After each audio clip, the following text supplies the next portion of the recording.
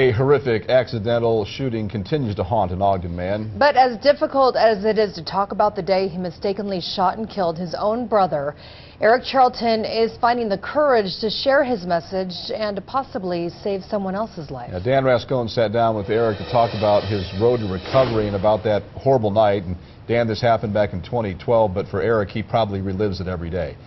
He really does, Mark and Sean. Just a horrific thing for him to be able to go through. You know, at one moment he's sitting around the campfire, laughing and joking and having a very good time with his younger brother. The next moment, his younger brother is gone, and now he has to live with the pain of that the rest of his life.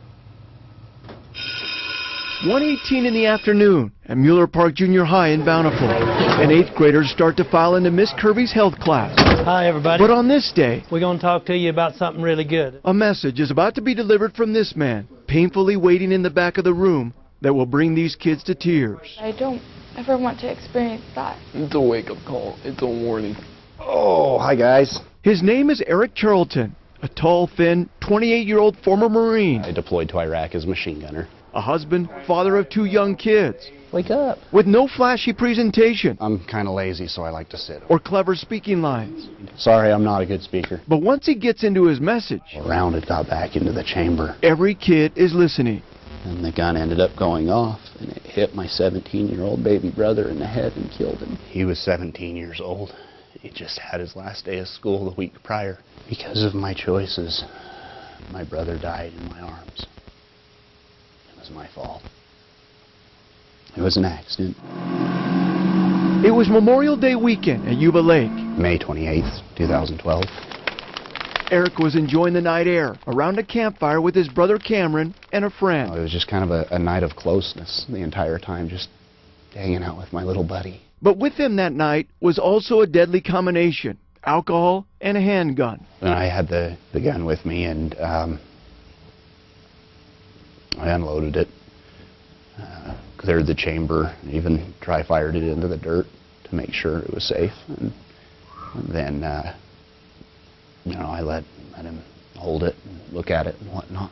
But because of the alcohol, Eric says his judgment was off, and the gun was actually still loaded. We don't know how a round had got back into the chamber. And then the gun went off, and it struck my brother in his head. It was one of the most horrible things anyone could ever imagine going through. We all loved Cameron, and it was an accident. It was truly an accident. Eric was originally charged with felony manslaughter. Every time he appeared in court, he broke down and cried, having to relive that awful night over and over again. It was horrible. It was hard, especially to have my family listen to it. Eric was sentenced in January of 2013. His charges were reduced to a misdemeanor of negligent homicide. Well, I did what I did, and I have to live with that the rest of my life.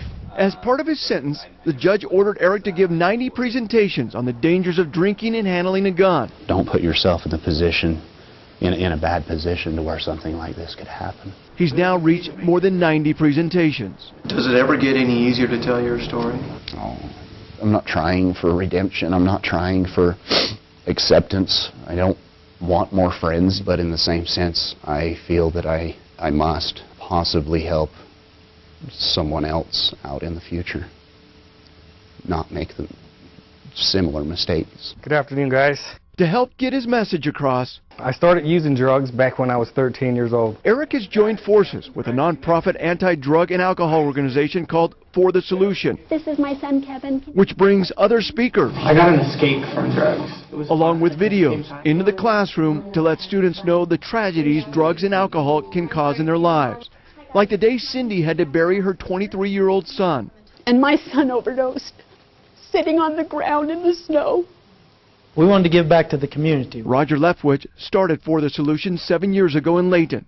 He was touched by Eric's story. I said, Eric, if your brother was standing here right beside of us, what would he want you to do? Would he want you to just crawl in the corner and possibly even be a statistic and commit suicide or use more drugs yourself to dull that pain? Or would he want you to go out and prevent somebody else from ever doing this again? His message is huge to the young people across the country. One teeny tiny but huge mistake. A painful message to deliver, but one And now I have to live with my decisions. Eric believes can make a difference. Just think before you act, please. Thanks.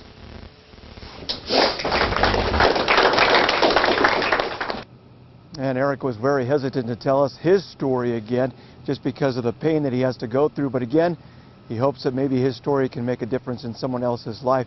He says one thing that really helps him, of course, is his family. They continue to give him love and encouragement to be able to move forward.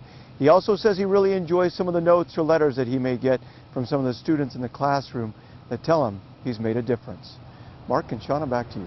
Yeah, Dan, you said he did his 90 talks. Do you think he'll keep doing this with that group, even despite the fact that he's fulfilled his obligation to the court? You know, it appears that way because, you know, he does get some encouragement from this, and so he says he's not done. You know, he'll help out when he can. They still ask him to volunteer. They still ask him to come and speak, and he's still willing to go forth and share his story. And if he wonders if he's making a difference, I mean, seeing the expression on those kids' faces, he definitely is. Yeah, for sure. Yeah, you know, when we interviewed those kids, boy, it was a true wake-up call for Yeah. them to be able to hear some of those messages. Yeah, you could tell. All right, Yeah. Dan, thanks.